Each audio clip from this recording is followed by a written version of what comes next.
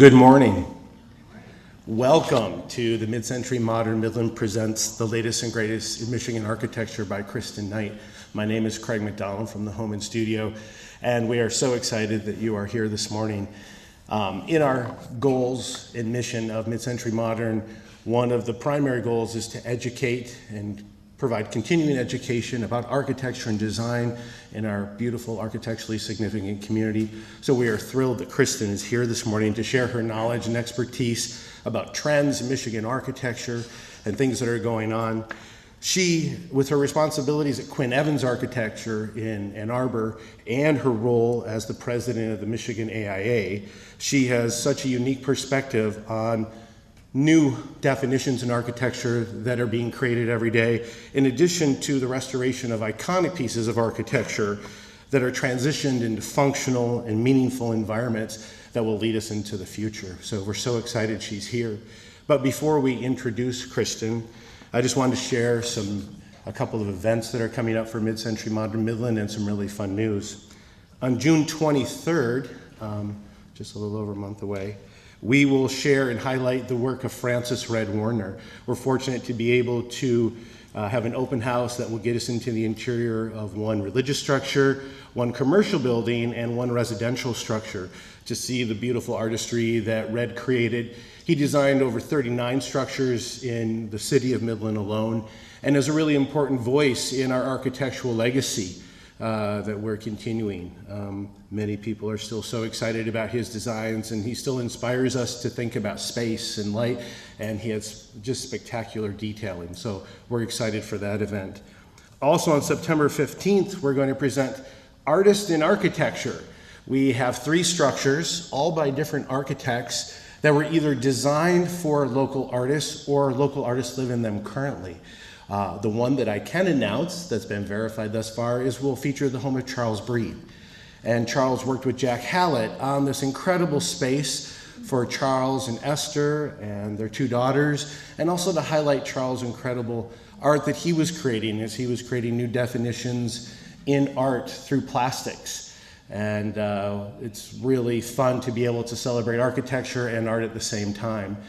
We have 2 additional structures that we're verifying of homes that artists currently live in. But let's look at the environment that artists pick to create their work, to live, to be able to nurture their creative process. And so that will be on September 15th. Very exciting.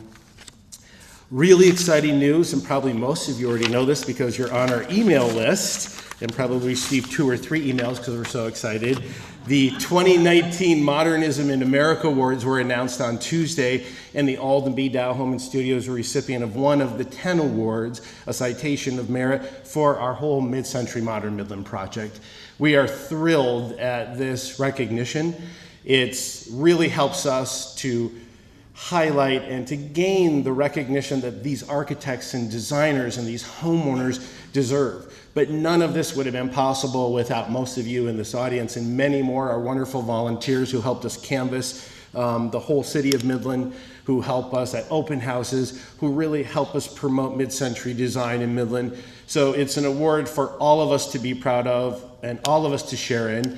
Carol Neff and I are going to attend the award ceremony in New York and represent all of us. So thanks to you for sharing in this really exciting award. Now, yeah, I'm with you.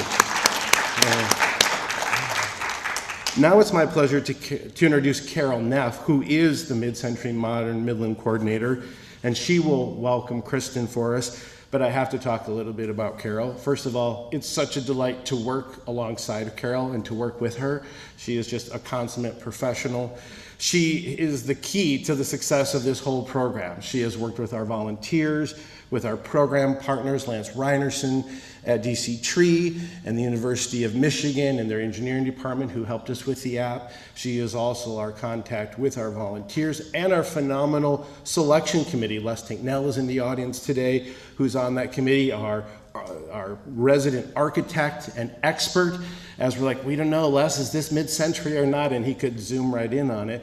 But Carol is the glue that keeps us all together. She has phenomenal research capability. She has wonderful organizational skills, and it is just such a delight for those of you who have worked with her and know just how wonderful she is. So it's my privilege to introduce Carol, who will introduce Kristen to us. Please welcome Carol Nyht.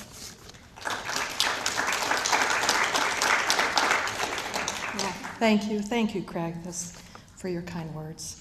It's a pleasure for me I retired from teaching 3 years ago, and I really wasn't sure what I was going to do in life after education, and I just feel so fortunate that I took a call from Craig one day about a little project he told me that he had, and it's just been great, and most of it is just the team effort and the teamwork that I'm able to partake in. Thank you, Craig, and also thank all of you for coming here today to hear Kristen talk about the latest and greatest trends in Michigan architecture. We're so thrilled to have someone with Kristen's, as Craig said, Kristen's expertise and background with us this morning. Kristen currently works for the Quinn Evans Architect firm, which is considered a preeminent authority in architectural preservation and sustainable stewardship, which is something that all of us here in the audience, I know, value very much. As an accomplished professional with diverse skills, Kristen Nyht enjoys navigating and resolving complex architectural and urban planning challenges. She brings a clear vision, inventive design concepts, and a deep technical proficiency to each project. Kristen has designed and managed many high-profile buildings for higher education, commercial, and institutional clients such as the University of Michigan and the Smithsonian Institute.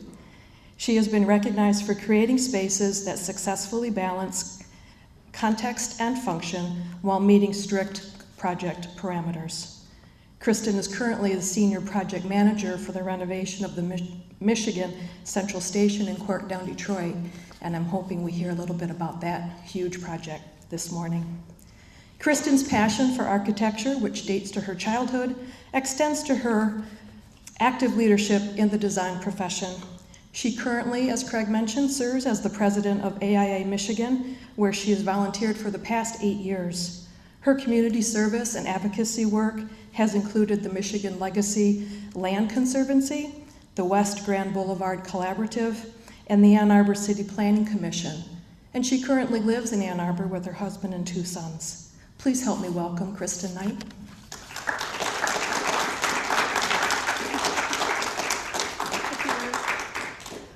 Thank you all. Oh, get the microphone on. There we go. Can we hear me okay?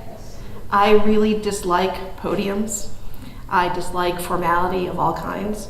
I'm going to start this by saying I am not an expert in mid-century modern architecture. I know a wee bit about it, and that's it. But I have worked all my life in other realms of architecture, so I can speak to those things. That's what I've got today. If you have any questions along the way, if you're like me, you'll think of it at the time, and then by the time the presentation's over, you'll forget what you wanted to ask. So please just raise your hand partway through, that's fine. Or very informal, it's why they have the house lights on. So I'm an architect. That's a pretty cool thing to be able to say at dinner parties and whatnot, because people think they know what that means. I have lots of letters behind my name. What that means is I'm an architect, I'm a certified urban planner, and I'm an accredited professional in green building. That's what those letters mean. So I have a pretty wide variety of interests. You'll hear me talk to all those things today. So what are we talking about if it's not mid-century modern? I've got award-winning architecture. I mean, that's just pretty darn cool.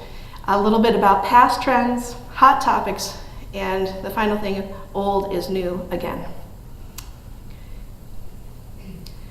I have learning objectives for our architects in the audience. You too can get learning credit for this presentation. After attending the program, you'll be able to examine award-winning architecture and kind of suss out trends, similarities, recognize characteristics of mid-century modern, because even though I'm not an expert, I'm still going to talk to it just a little bit. Talk about upcoming issues in construction like climate change, resiliency, etc. And then talking a little bit about building reuse, historic preservation, and historic tax credits. So, award winners. You may note these are from 2018. You say, this is 2019, Kristen. Where are all the current projects? Well, they weren't announced until yesterday. And I didn't have quite enough time between yesterday and today to be able to include them in the presentation. But that's on purpose, because architecture is a very slow art. To give you an example, it was mentioned in my introduction that I've worked with the Smithsonian Institute. This is true. I finished doing the design work on the National Air and Space Museum right on the mall. That project is a 2013 project when it was brought into my office. I worked on it for 2 years, roughly, and that construction is slated to go through the next 8 years. So it's a little hard to look at something like that and say, this is the cutting edge of architecture when it was designed 10 years ago. And not all projects have that. Certainly some of the projects that you'll see today have had much shorter time periods of design and construction than that project will, but that's because they chose to never close that museum. It's one of the most popular museums in the world. It's really hard to close it when you have millions of people visiting you every year. So they chose not to close it, but it's phased construction then, and that just takes a long time.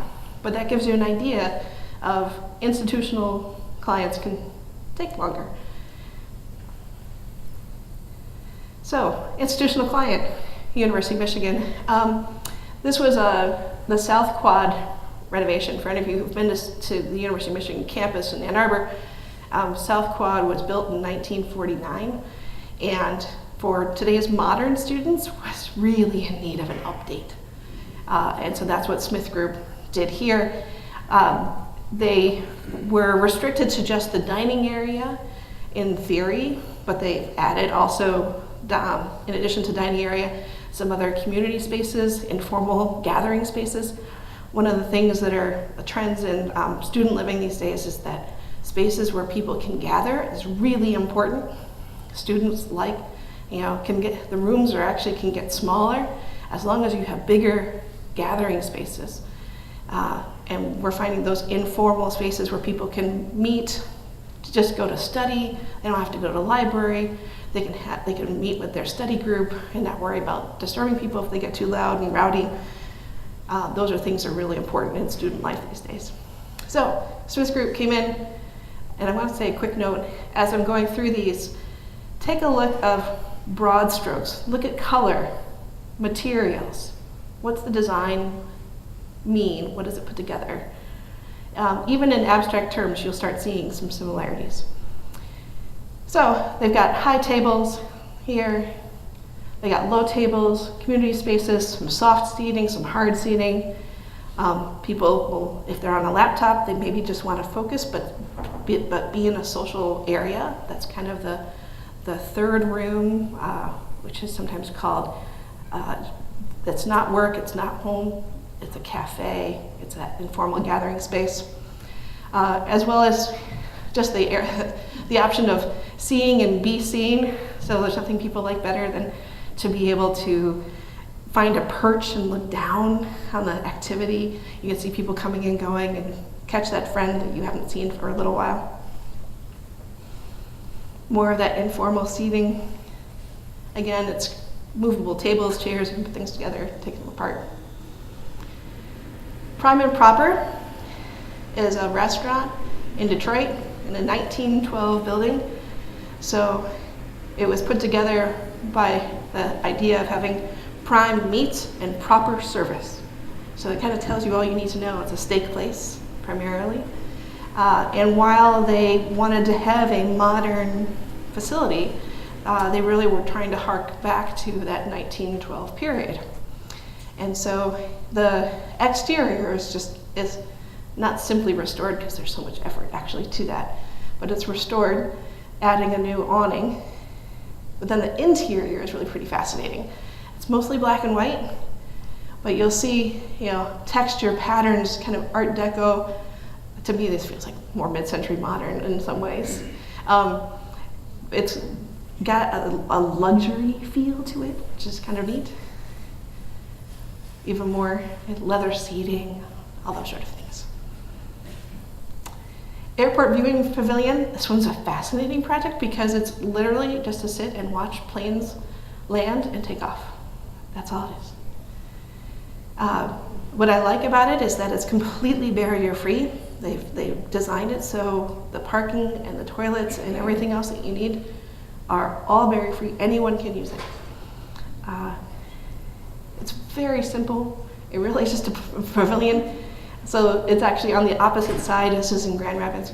It's actually on the opposite side of the terminal.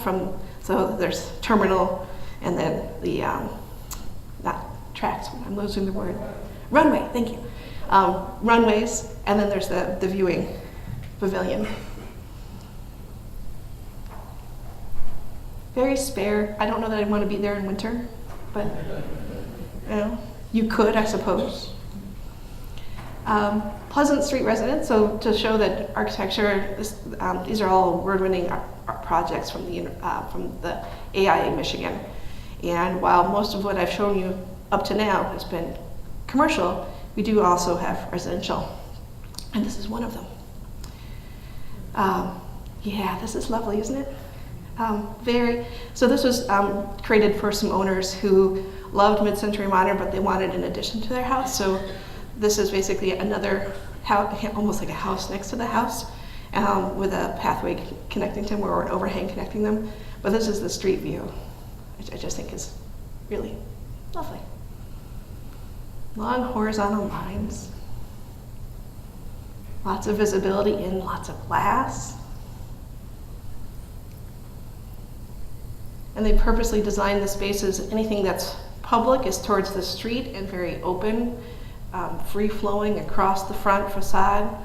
And then, of course, the back bedrooms are towards the back and private cells, away from the very open front. Biosciences building for Central Michigan. It's a pretty large facility. So this is both for research labs and teaching labs and just teaching facilities. So they have all three types of spaces in this building. And what I like about it is that at the University of Michigan, although they're getting better, it used to be that you had research buildings over here and teaching labs over here. In this facility, they put them right next to each other, which I think can be very beneficial for students to see that, hey, I can be a research assistant here and go to class right here. It's all connected.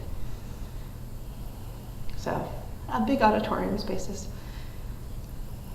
But then, likewise, it's finding those opportunities for informal seating, gathering space, see and be seen. It's a university trends there. Another university building for University of Michigan. This one's near and dear to my heart because this is onto my alma mater. I went to U of M Architecture School, and if you've ever been there, the architecture school is kind of dismal. I used to think that all architecture schools were designed to be that way so that we knew what not to do. I've since learned that that's not the case. There are actually really beautiful architecture schools. U of M is just not one of them. So this was to try and create some of the wrongs of that. The architecture school is currently located on Bonesteel Boulevard, but while it theoretically has an entry on Bonesteel, you actually have to go in and then go, through the length of the building and try and find the offices that are towards the back and on the second floor, and really not very intuitive at all. This was an attempt to say, come around that old building and say, hi, look, we got a new addition over here, come this way. And so that's what this was for, to try and get that attention from Bonesteel, as well as provide some really much needed office space for the professors, because they had these really tiny little cubicles, as well as a gathering space for the university. The school really needed this, and they didn't have one. A space where students could gather informally, but we could also have bigger presentations that were not seated necessarily. So I've spoken there a couple of times now, which is kind of nice. So this is that main gathering space. It's all white on the inside, all white. concrete floors. It's pretty echoey. I'm not gonna lie, that's one of the things I'm like, ooh, you could have done maybe just a little bit of acoustics engineering here, would have been beneficial, but it's got this kind of very cool stair, and then really fantastic studio space that's got a sawtooth roof, so it has beautiful light. Early Childhood Learning Center at Grand Rapids Community College. It's interesting because you notice this is an institutional building in that it's connected to a college, but it's much more residential in feel, especially when you start seeing the gable roofs. To me, that's always a sign more residential. Not always with modern architecture, but it's still a pretty lovely space. Foundation Hotel, another hotel in Detroit. Again, it's a renovation, actually of, in this case, 2 historic buildings. And what's interesting is that they're taking these 2, they had a 5-foot difference between the floor levels. So trying to make that work when you're trying to make one cohesive building out of 2 very distinct buildings was part of their challenge. But this is the bar area, which I think harkens back a lot to that earlier Prime and Proper project with that sort of luxury feel. Sometimes maybe a little old-fashioned, but still very modern. Typical room. This is a really interesting project. My husband's from Wisconsin, so I said, look, it's Green Bay Packers. He said, where? So this is a sledding hill in Green Bay. That it is also a building and also a 100-meter long sledding hill. And it's got ice rink next to it, sledding hill here, and yet there's also community space. So it's just a fascinating mix of uses, and they also have designed it so that, of course, it can be used in the summertime. They have events here, concerts, that sort of thing. But I've never thought of a sledding hill on top of a building. It's apparently very successful.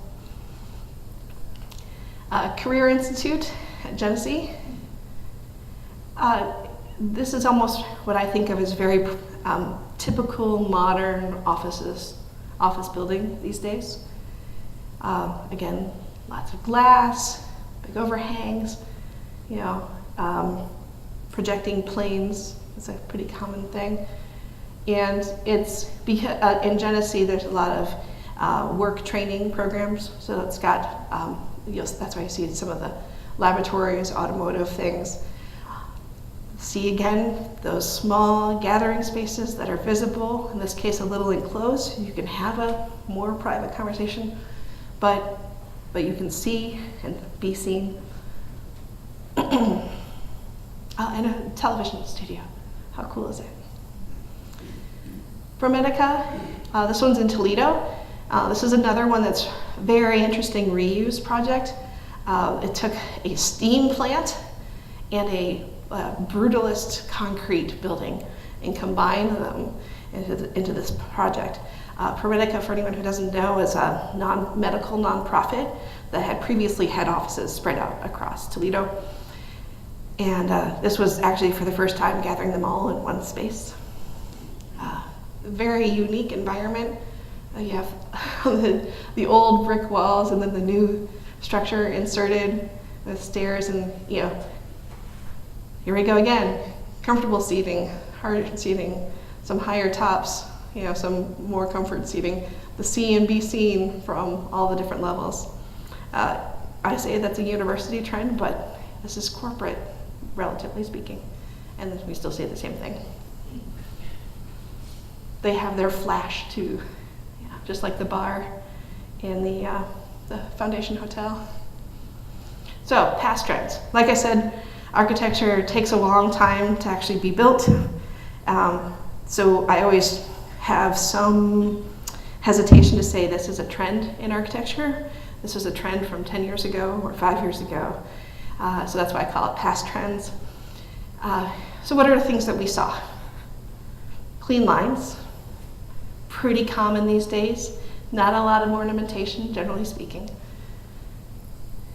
Deep overhangs are also pretty common. It's rare to see one that doesn't, although there are examples, even in this projects I just showed you. Large windows, lots of glass. We are humans, and we spend a lot of our time indoors. We love seeing the outdoors still, even if it's through a window. So that drive to take advantage of sunlight doesn't go away. Contrasting materials. The thing that jumped out at me for almost all the award winners was that they used wood. While brick and stone and concrete and metals last a long time, there's softness to wood that you don't get from any of the other ones. And I feel like we humans in our animal instincts are really drawn to that. And so having the cold, literally cold ice, but then the relatively visually cold concrete contrast with that really warm wood ceiling overhang. I mean, that's the thing that makes people want to go in. Think about that if that had been concrete. That's a totally different experience than what you would be seeking. An angle geometry. Oh my God, the angles are everywhere, right? And so this is where I said, look, mid-century modern, right? Clean lines, flat planes, not a lot of ornamentation, although it existed. Deep overhangs, large windows, contrasting materials, and angular structures. Like, ta-da, look, we got it to mid-century modern. Yeah? One of the things you made a comment on one of the structures that it was intuitive, and I think that's a part of this. Everything you showed to us was so intuitive that something really cool is happening behind this wall. So why not put glass in it so we can see the cool lab that's happening, or we come into a beautiful entryway, and yeah, of course we want to sit there. So everything you showed too had that quality, that it was intuitive, that of course you would want to do those things in those spaces. Right, exactly. I remember studying the Frank Lloyd Wright Roby House, which is this wonderful projection of the second floor out towards the sidewalk. And I remember thinking as a student, where the hell's the door? Right? They said, oh no, that's part of the charm.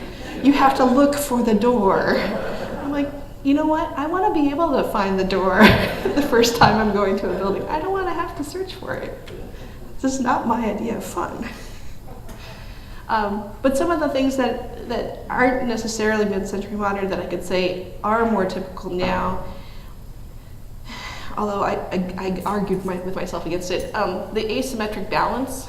So having the deep overhang, but then a solid wall coming out past the window. I feel like that's more of a modern characteristic than a mid-century modern one. Balancing old with new. Those are really kind of right next to each other. They're balanced in terms of form and size, but very different materials, very different architectural language is used in each of those. And quirkiness. I feel like we've gotten past the Mies van der Rohe, everything must be planes of granite and no ornamentation, nothing in them at all. We said, you know what, that's not fun. Give me some texture, some luxury, some unique lighting. I want to have a furry seat to snuggle into. I don't necessarily want just a steel plane to sit on. It's not comfortable. So what are the hot topics as I see them? And I'm purposely not talking about aesthetic style. I'll just be clear on that. I'm not going to try and project what architects are going to do for aesthetics. I'm not that person. And I think that architecture critics who try to do that at their own peril, because architecture is like a tree. You might say we have a general center line of growth. We have so many branches coming off of it. So if I could say, oh look, this trend is to do all glass buildings, well, you know what, that might be a branch, but that branch may not go very far, and whereas the center line is somewhere else. And really, you can only look at that when you're looking past. So trying to predict into the future, I'm not going to try and do it. But things that I do see as having huge impact in architecture, climate change. So I wrote all this, this is just for Michigan-centric here. It is known we will have higher temperature days. We used to have 3, roughly, days above 95 a year. And that's been true for the last 30 years. That is no longer true. We will likely have 7 days, 14 days, 20 days. Our temperatures are going up, both for summer and winter. What that means, we get increased electrical demand and increasing prices. I heard DTE just got their price increase confirmed from our state board, which is lovely. Warming waters. We are in some ways very sheltered from some of the worst effects of climate change in that, we're not in Florida, which has a very high likelihood of being flooded for a good portion of the state, could be underwater by 2050. We don't have that situation, thankfully, and our lakes protect us from a lot of what the buffets of other storms and things that could be coming.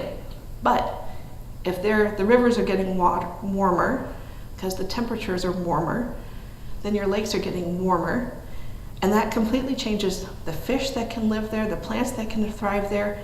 Think of our sport fishermen. If trout can't live there anymore, that's a big impact to our state. Fewer cold days, I talked about. More extreme precipitation. We've had, even just in the last month, we've had areas that in Wayne County yesterday, I think, was counted as a state disaster because they had so much flooding. That is going to increase, so have more rain all at once. And that makes a big impact in what you do, not only for your buildings, but for your cities. All of that means our agriculture is going to shift. I remember explaining to people from California and Oregon that Michigan actually does have wine. We can grow wine here. Certain types are better than others, certain, in only one area, and our season is short, but we can grow wine. And I said, really? Yeah, it's pretty good. Our wine production could increase over the next 50 years. Our corn and wheat production could radically decrease. Think about how many things that you eat have corn and wheat. It can be a real problem.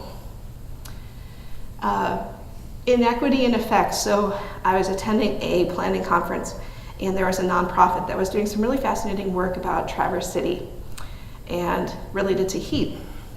And what they were studying was kind of the big data aspects of where's the oldest housing infrastructure?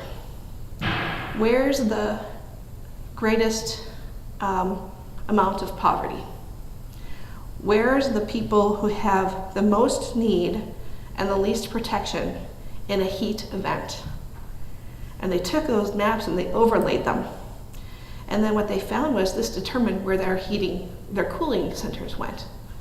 Because the places that had the oldest housing stock was almost always the place that had the greatest poverty of people who couldn't upgrade their 1930 or 1940 house that doesn't have air conditioning. And they're a senior citizen living on a modest income, and they can't increase the value of their house by adding air conditioning to it. They can't make themselves more comfortable than a fan. And when we have more and more of those 95-degree days, that need is going to become stronger. It's a proven thing. I always thought this was fascinating. As temperatures go up, crime goes up, violent crime. I don't know if that is means because people don't like to be hot. I'm one of those people. But I always found it was a very fascinating correlation. Increase in and unpredictability of tornadoes. People have asked me, why can't we design a tornado-proof house? I said, do you want to live in an underground concrete bunker? That is your tornado-proof house. We can design for hurricanes, but not tornadoes, and here's the reason why. Hurricanes come in at a pretty steady rate. The wind can increase, but it does so in a gradual rate. You can design for a structure that gradually takes more and more of that pressure. Tornadoes come in, and they are all over the map. They go, pressure, no pressure, pressure, no pressure. You can't design a structure for that, unless you want to live in a concrete bunker. Increase in in disease, poverty, famine, conflict. We are so lucky in Michigan to have all this water. Other states don't. They want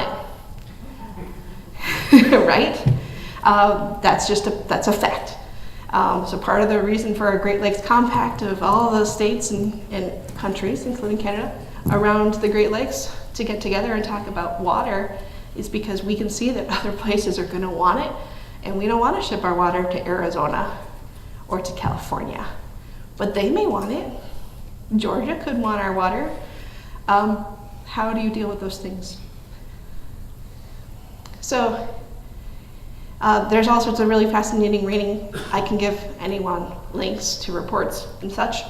Our normal weather distribution, pretty small amount of extreme events, higher likely events, and then extreme events again. That climate change is, we have a new normal out here where it just moves everything to the right. What used to be extreme becomes normal now, which is a really thing. Think about it in flooding. People say that there's a 100-year storm, comes in and floods. That doesn't mean that it comes in every 100 years. That means that any given chance that there's a storm, you have a 1 in 100 chance that it's that level of storm.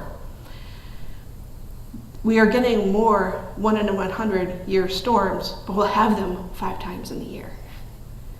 So that frequency is going up. All right, does anyone know about resiliency? Open question, just raise your hand. Resiliency, anyone?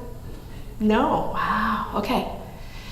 So I gave this presentation, this is a separate hour-long presentation just about resiliency at my firm. Resiliency is kind of the thing that I'm probably the most passionate about, so I will try not to go on at length. Resiliency is the rubber band of us. And you can use resiliency as a theory and apply it to you personally, to your company, to buildings and structures, and to our whole state, our whole country.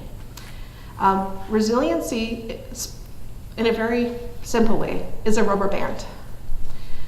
Resiliency is the measure of how far you can stretch a rubber band and then have it go back in one piece versus it breaking. Let's think, for example, there's a hurricane that comes through. And Florida is hit by the hurricane. That's a lot of disruption. People have to leave, they have to come back, they have to rebuild, but that is a known process. They have hurricane codes when they choose to apply them. And that means they can bounce back relatively quickly. Puerto Rico, not so much. That was not a resilient place. When the right hurricane came through, it wiped them some spots clean. And they don't have infrastructure. I think they have full power now, but it was not months. It was over a year of having no power at all. So that's what I'm talking about when I'm talking about resiliency. It's how quickly can you adapt to the extreme events that I just finished talking about from climate change and be able to get back to normal, whatever your normal is. Realizing it may be a new normal and not your old normal. So resilience qualities, when I'm talking about it for buildings and communities, has to be flexible, We're looking at regenerative energy. So if you can generate your own power, as is happening with Puerto Rico, more and more installations of solar power are being made. Guess what? They got lots of sun there. And if we can make it strong enough to withstand a hurricane, then that gets them back on their feet faster. Regenerative power. Redundant systems. I don't know if this building has a generator. I'm guessing probably not. But you might think of it as this is a community place. If this building was to function as a cooling station for people who couldn't afford to cool their own homes, then it would make sense for this building to have a generator. And not only to have a generator, but have an idea of it's got a generator with a battery backup system. So it's not relying on the main power to, for example, turn it on. That happened on a project that I heard about. Interdependent with community. The quickest way of failure when it comes to disaster events is to try and hole up in your own house and say, this is mine. They're as quick, and this is as true for zombie apocalypses as it is for hurricanes. If you try and do that, say, this is mine, and I'm going to protect my things and only my stuff and not going to share with the community, you will be overwhelmed eventually, because people will, through desperation or need, break down those walls. I don't care where you are. The better way of getting through disaster is to do it together. And if we can do it together with planning now, while we are not in a disaster, that's better for us overall. Robust. Designing for resiliency may mean stronger structures in certain places or for certain needs. And inclusive. We can't leave anybody out. Can't leave anybody out in the cold or in the heat. So resiliency phases, planning, which is where I think most places are now. There are communities that are starting to have resiliency officers that coordinate this across their cities. If you don't have one in Midland, maybe you think about having one. Having an event, and then recovery. Facility attributions and community attributions I'm not going to get into a lot of, but this kind of outlines things that a facility would need to do versus what a community needs to do. And community is a lot more about protocols, policies, and planning, and facilities is more about the architecture or the engineering. Electrification. Does anyone have an all-electric house? No. Everyone has a boiler, right? Or a furnace, a gas-powered furnace. I'm here to tell you in 20 years that will no longer be the case, ideally. And the reason is because going to all electric, much like having your gas-powered vehicles, that won't be around in 20 years either. Making it all electric is more efficient, more cost-effective, it works better, and it allows us to take advantage of a greening infrastructure. Okay? So one of the things that I see coming down the line is that we're not going to have gas-fired stoves anymore. Makes me a little sad inside. I'm a cook. I love my gas-fired stove. But burning gas is now a bigger source of fossil fuels than coal. And now part of that's because we have natural gas that powers our furnaces, for example. And that almost a third of that's burned in homes and commercial buildings. But with electrification, we get that increased efficiency, cost savings, and taking advantage of the cleaner grid. So if we say climate change is coming, and there's certain efficiencies that we want to reach, one of the paths to that is not only, everyone talks about reducing energy use. That's great. That doesn't get you all the way there. Developing clean electricity. More and more of our utilities are realizing this is something that they need to do, and they're moving that needle closer every day. And then electrifying the transportation and buildings. So having all electric vehicles and all electric buildings. This is where we will be going. I like the idea. We will see if we can get there. So DTE is the one that I'm most familiar with. There's lots of reasons for that. But this is a great map. This shows their facilities all up and down the thumb. You know, yay, wind, solar power down here, landfill gas. Of course, you probably know a lot of these wind folks. Yes, even some up here for biomass.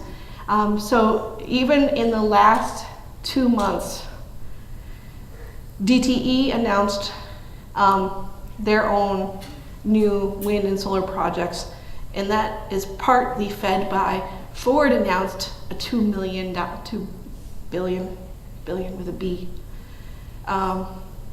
new initiatives with power. GM followed shortly after, like a week later. So they are all working towards this effort. This is something that is coming. It's not going to stop anytime soon that I see. And that creative reuse. So bringing it, those are kind of system-wide things. They will affect what we put into buildings. They will affect how we approach buildings. But this is how do we actually use the buildings. So something like 90% of the buildings that we have were built from 1985 or earlier. What that means is that they are energy hogs. They're horrible. The best thing we can do is renovate our existing buildings to be more energy efficient. Like, that is the single biggest thing. Houses, building, like commercial buildings, institutions like this, I don't care where you are, that's the best way to be good stewards of our resources. How we get there is interesting. So, has anyone been to New York City? Seen the High Line? Yeah, awesome.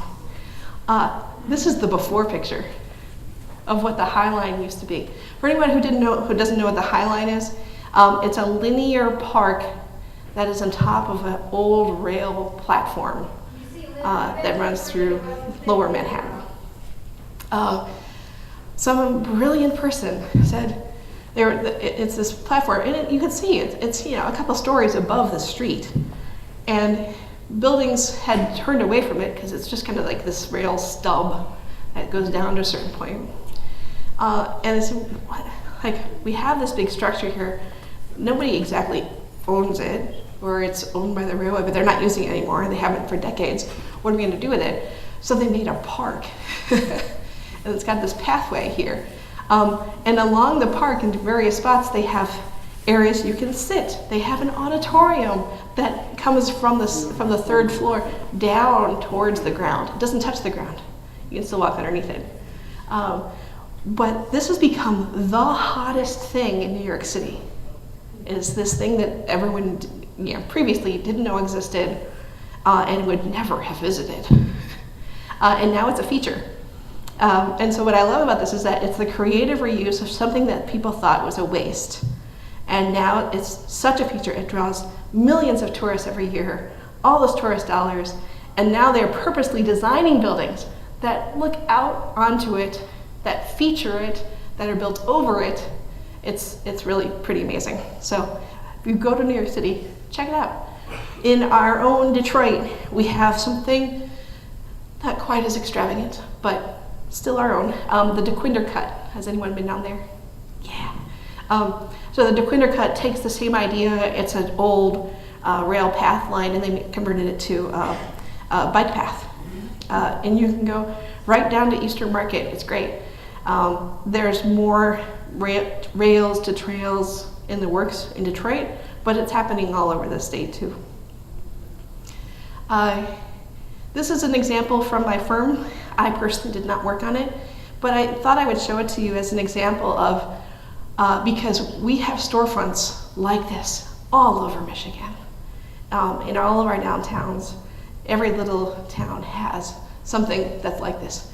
2-3 stories, brick, maybe some of it's seen better days, and talking about the potential of what it could be. So this is the Garden Theater block in Detroit. It's in Midtown. It's actually a block south of my office, so it's great. I go there and get coffee. That's the Garden Theater itself. That was renovated. Now it's used for events. It doesn't have, obviously, fixed seating like this one, but people rent it for weddings. They rent it for, we had our honor awards there once. It's got nonprofits. The Kresge Foundation is in this building here. It's got nonprofits, it's got office space, it's got residential, it's got a parking structure, the Garden Theater, and then the coffee place, other restaurants. It became a vacant block and a missing section of Midtown to a booming section of Midtown. And what I love is this picture. Before, after. And so before, these buildings were preserved. This one wasn't that great. These had been torn down, and this one was preserved. So we kept this one, filled in here as the front of the Garden Theater. This is the Garden Theater, but this is more, residential front, office front, and so on. Just from the lighting alone, you can kind of see, oh look, it's doing better. And there's people here all time of day. It's really great. But this could be done anywhere. We're just creative enough about it. All right, last thing. So when I was talking with Carol about speaking to you today, I said, well, I'm not talking about mid-century modern, am I? Because you don't want me to do that. And she said, no, you could talk about trends in architecture, what you've been seeing, and can you please talk about your current project? I said, sure. So my current project is in Corktown, Detroit. I love all of my career projects, so I'm in love with this one. It's Michigan Central Station, which is right here. If you've ever seen, this is Detroit, downtown proper. This is Michigan Central Station. This is a rendering. That's not what it looks like now. Believe me, if it looked that good, I would be happy. It's not. This is the Detroit River, so that's Windsor over there. Ambassador Bridge is actually like way over here. So you may look at this and go, why is this really tall building in the middle of nowhere? It's not next to any other tall building. Well, the reason is because behind this is the railway, and this is the last juncture that's above grade before it starts going into the tunnel down here that goes to Windsor and into Canada. And so that's why it's located here. It was purely because that's where the train company said, oh, well, this is where we're coming above grade, so we should have a station here. So they said, oh, okay, let's build a station there. So they did. So this is, for bearings, this is the north facade. So it's this tall building built in 1912, Beaux-Arts, lots of ornamentation, not modern, spare, blank planes. This is really much more older than that.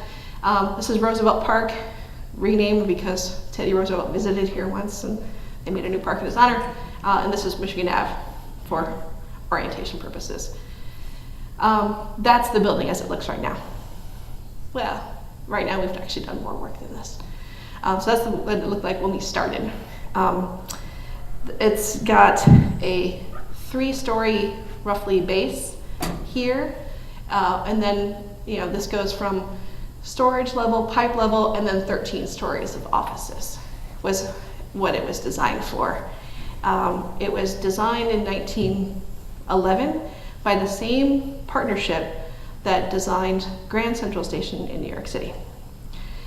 From what I gather, it was a forced marriage between our two architecture firms. They didn't necessarily always get along. So I feel like one company took this part and the other company took this part. Because they're really very different.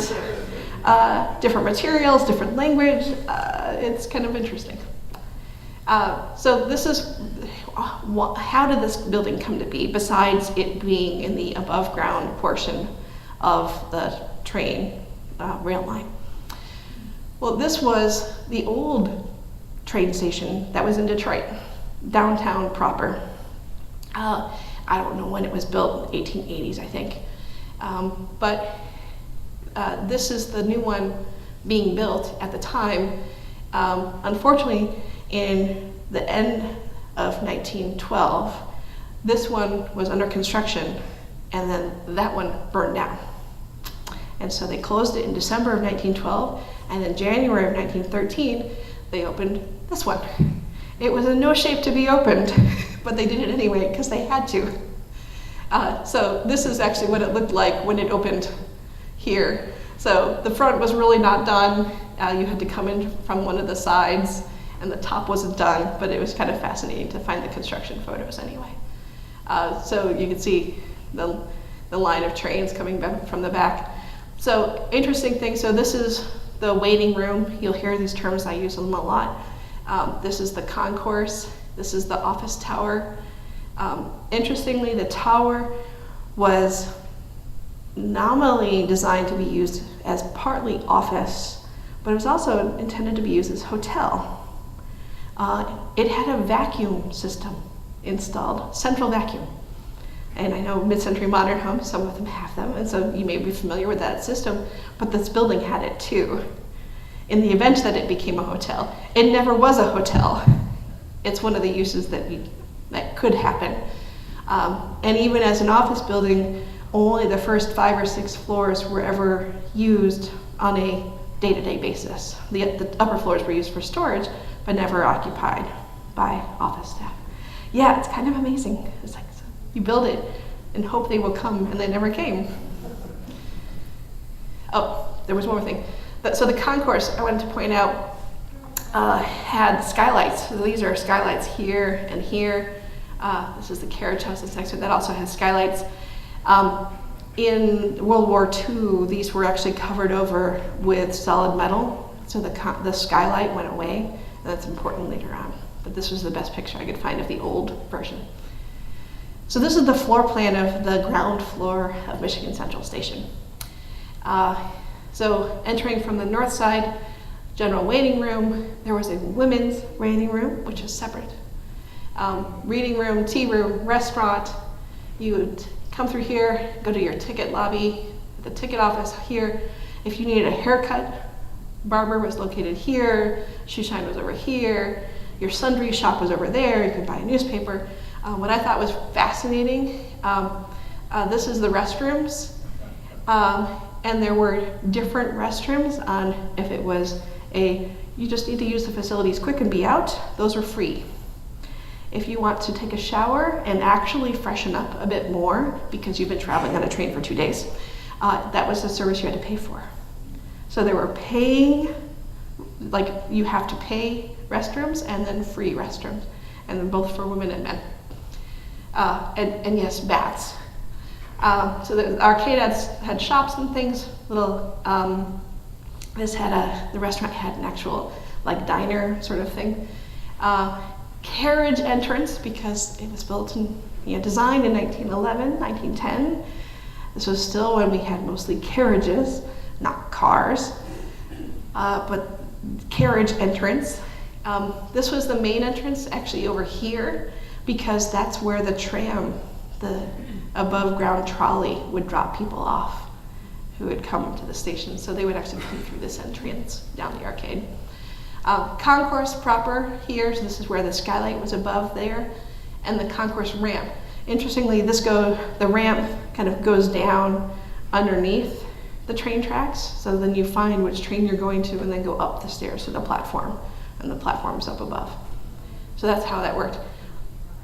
For scale, this floor plan here is 100,000 square feet. Okay, yeah, it's not a small building. So in total, this building is 550,000 square feet. So 1/5 of that is just the ground floor. Okay. This is the same ground floor plan that you're looking at, but it's turned 180 degrees. That's the concourse ramp that goes down to underneath the train tracks. This is the space underneath the train tracks. Whoa, that's bigger, right? That's more than 100,000 square feet. So, okay, so we'll go back. So, here's the building. This is the train platform here. Now, For those of you who didn't know, Ford Motor Company is my client for this project. Ford has bought not only this station, they've bought quite a few holdings throughout Corktown. I'll explain why in a little bit. But they own, it's 6 of the 8 train tracks that are back here. The only 2 are the ones that are still active that are left. So all that space underneath the train tracks, they also own. I have no idea what they're going to do with it yet. They don't know either, I don't think. But they're trying to find out. So this is all the space that was underneath. So that was for baggage, storage, moving things back and forth. The mail was delivered through here. American Express had offices there. There was an ice storage facility there. There was all sorts of things underneath the train tracks that supported the building. It's more than 100,000 square feet, so it's huge. This is very roughly a section of the building. So if you took like the front facade, you cut a line down the center, and then you looked that way, this is what you'd see. This is the waiting room. Anyone know the Spirit of Detroit statue? You know, the one that's sitting down looking like this, right? Right? I can fit 3 of those in the height of this space. This is the sort of thing, I gave a presentation about this to my son's class, and I had to learn all the things. Like, what can I fit? Like, what are the things people understand? And go, oh, I need 3 of those, tall. The waiting room is terrazzo floor, plaster walls, and a Guastavino tile ceiling. The plaster work alone in this project, because there's plaster all over the place, is 2 acres of plaster. Just plaster, 2 acres. Masonry repairs is 6 acres. There is not a mason contracting company big enough in this state to support all this work. More on that later. So waiting room, plaster walls, it's got a granite base, Guastavino tile, dome here, and then the gabled roof above that. This is the ticket arcade, so that's the entrance to the arcade there. This is the ticket entrance. And this is the concourse that had the skylights here. The ramp down you can start seeing here. This is again the back half of the concourse, so it's 2 pieces. They join together like this. They don't actually connect, interestingly. And then we have the tower, right? So it's storage floor, pipe loft, and then 1 through 13. The top 2 stories have a lot of terracotta decoration on them, and these Juliet balconies are really quite lovely.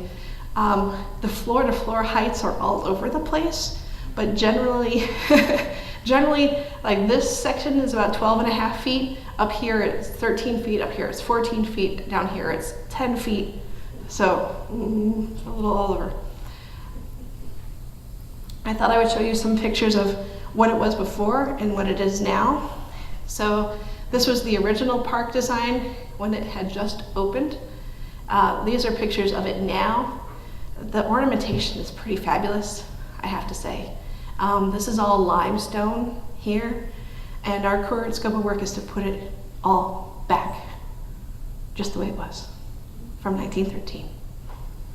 So there's lots of repairs to do. You can see right here, for example, that's water in the walls. If you ever have a choice and you're repairing your house and you have to decide whether to repair the roof or the wall, pick the roof every time. Because as soon as there's water coming through the whole rest of your structure is in big trouble. So this had the roof had been copper. When it was closed in 1987, Amtrak basically closed the doors and walked away. It went through 30 years of various owners and abandonment. It wasn't always fenced off. People came in and they just stripped off the copper roof. They stripped off anything they could get. So it had no roof. So there's water in the walls, so we have to repair that. This is the view from the tower. So this is the kind of the Juliet balconies here. Ambassador Bridge, if I hadn't covered it with this photo, would be right here. This is some of the ornamentation though. I mean, even on the tower floors there, you still have all this ornamentation. This is all terracotta. originally pretty white terracotta. So we're seeing now how much of that we can save and how much of that we have to replace. Anything that's not broken, we're not replacing. We're putting terracotta back. Some of the areas like the Juliet balconies are too far gone. We will likely be replacing those. But it's pretty interesting. This is the carriage house. So what I love is that this photo has Model Ts in it. A note about the clock. Has anyone heard about the clock for this project? I realize I'm like compulsively downloading every article that I see about this comes across. I have a Google alert for that. So when Ford announced in June of last year that they bought the building, this was a big thing. I had a huge event there. And they said, anyone who has artifacts for this building, we'd be interested in talking with you. And here's a phone number. And so they got a phone number. So someone called the phone number and said, hi, I have the clock that was above the carriage house. It's wrapped up in a tarp behind this warehouse. Here's the address. Goodbye. Yeah. And so Ford went and picked it up from that address, and sure enough, it was there, wrapped up in a tarp, just like the person said. And it was returned anonymously by someone. Did they buy it? Did they scrounge it from the building themselves? I have no idea. Don't know, don't care. But we did go and confirm that, yes, that actually is the original clock from that location, this one right there. Now, are we putting it back on the building? I don't know. We more likely will have, what I suspect, my dollar is bet that we'll have a room inside the station that is just for artifacts that people have returned, and that clock will be one of them, because the store is too good to not share, and then we'll have a replica up there above the carriage house. But you can see this was glass on this side and on this side, and it's kind of this, my structural engineer calls it an architect designed that structure, because it's so over-designed as to be ridiculous. It's designed for aesthetics, not for structure, because it's like the strongest structure of the whole building is right here. These trusses, but they're beautiful. So we said, okay, we're going to restore them. So we'll be putting back a glass skylight here and a solid metal roof, and we'll be putting back the glass here and here probably. This is all load-bearing masonry, so we actually have to take it apart, replace the foundations, put it back. This is the waiting room. This is the jewel of the building right here, I say. Guastavino tile here. These are plaster medallions that are between. This is facing towards the women's waiting room here. So this would be like part of the arcade there. They had these long benches. Originally, we're not putting the benches back, in case anyone wants to know. We'll be putting something back, to be determined.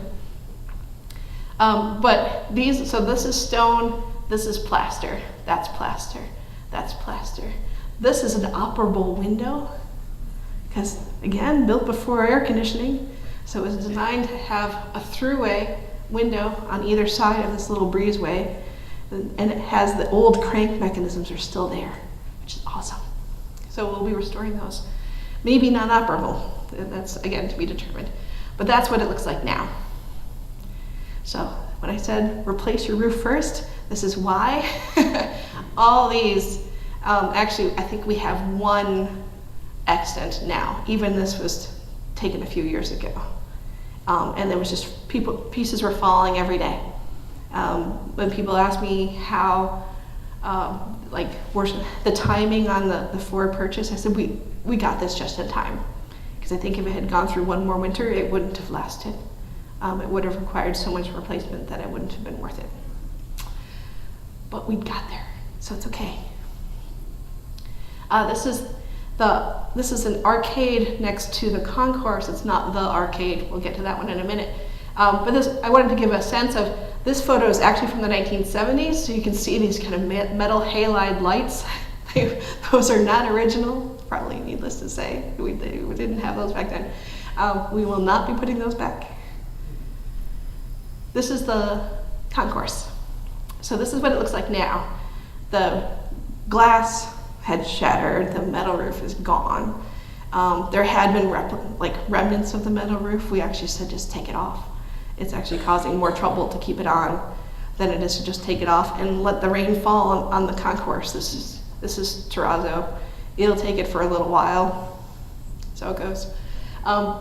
The way that it looked like when the building opened, this is a lay light ceiling.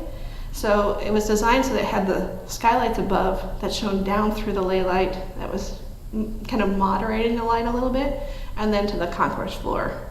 So that's how it was designed originally. We're still going back and forth on, are we putting this back? Are we putting skylights above here? We're leaning more towards skylights above here and not putting it back. So I told you one of your goals is to learn about historic preservation tax credits, right? Everyone wants to learn about that. So one of the interesting things, I am not trained originally as a historic preservation architect. It's something I've come to later in things. And so I've had to learn a lot of this from the ground up. And so one of the things that's interesting is that one of the rules is, if something is gone, you are not required to put it back, okay?